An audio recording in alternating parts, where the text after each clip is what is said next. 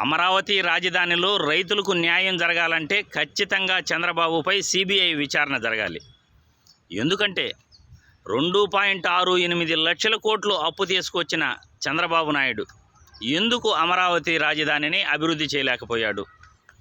ప్రత్యేక హోదా వద్దు, ప్రత్యేక ప్యాకేజీ కావాలి అని 10,000 కోట్లు తీసుకొచ్చిన చంద్రబాబు నాయుడు ఎందుకు అమరావతి రాజధానిని అభివృద్ధి చేయలేకపోయాడు? రాజధాని కోసమే ప్రత్యేకంగా కేంద్ర ప్రభుత్వం 4,500 కోట్లు ఏపీ ప్రభుత్వానికి గత ప్రభుత్వంలో మంజూరు చేసింది.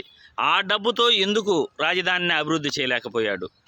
4 రేకుల షెడ్లు వేసేసి అమరావతి రాజధాని ఇదే అని ఖాళీ బీడు భూములు దాదాపు 33,000 ఎకరాలు రైతుల దగ్గర నుండి బలవంతంగా సేకరించి ఆ భూములలో సుమారు 5,000 ఎకరాలు చంద్రబాబు నాయుడు వాళ్ళ బంధుమిత్రులు వాళ్ళ టీడీపీ నాయకులు ఆక్యుపై చేసుకున్నారు అంటే దీనిపైన ఖచ్చితంగా సిబిఐ విచారణ జరగాలి. లింగమనేనికి 350 ఎకరాలు ఎలా వచ్చింది? ఎంతకు రైతుల దగ్గర కొనుగోలు చేశాడు? ఎప్పుడు కొనుగోలు చేశాడు? కరకట్ట ఇల్లు చంద్రబాబుకు ఎందుకు గిఫ్ట్గా ఇచ్చాడు?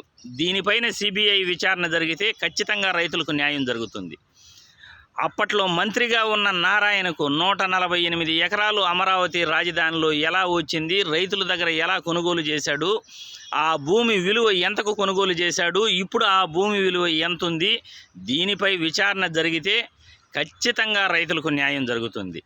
చంద్రబాబుకు హెరిటేజ్ భూములు ఎలా వచ్చాయి? ఆ భూములు ఎన్ని ఎకరాలు హెరిటేజ్ కోసం చంద్రబాబు కొనుగోలు చేశాడు? ఎన్ని షేర్లు లింగమనేని లోకేష్ అకౌంట్కి ట్రాన్స్ఫర్ చేశాడు? వీటిపైన న్యాయ విచారణ జరగాలి. సిబిఐ విచారణ జరిగితే ఖచ్చితంగా రైతులకు న్యాయం జరుగుతుంది.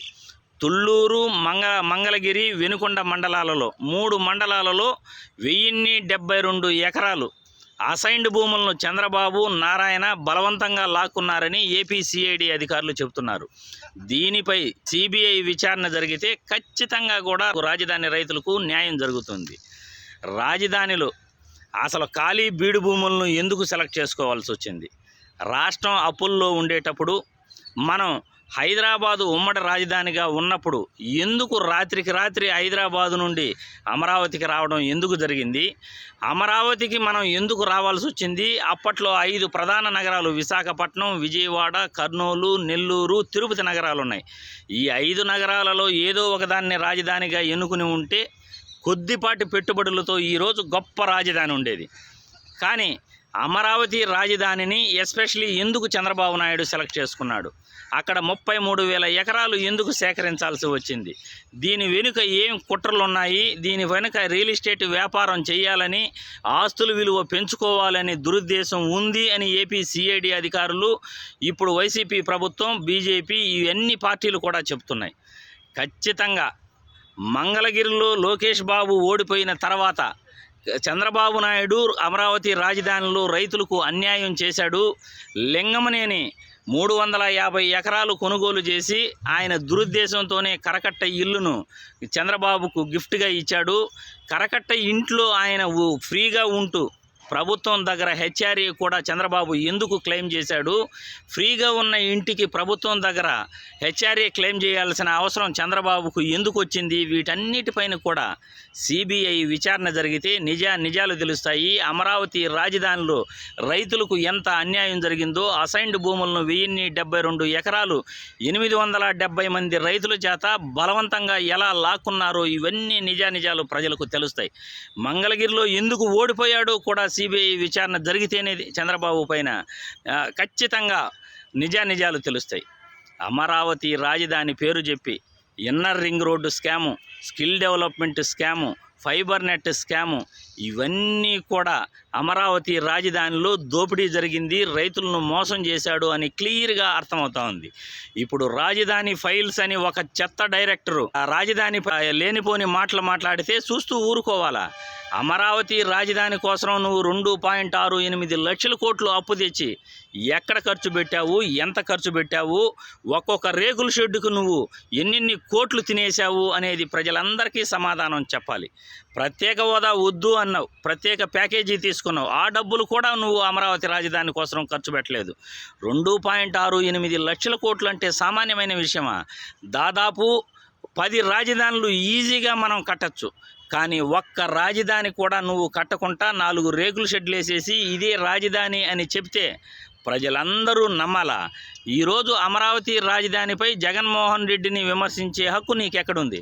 ఆ 33,000 ఎకరాలలో 5,000 ఎకరాలు మీ టీడీపీ నాయకులు పంచుకుంటే అక్కడ మళ్ళీ రాజధాని కట్టాలా?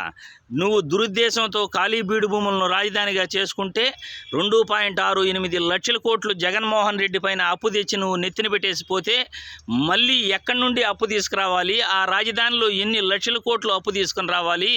ఆ అప్పు తీసుకుని వచ్చిన డబ్బుతో మళ్ళీ ఎప్పటికీ ఆ రాజధానిని పూర్తి చేయాలి?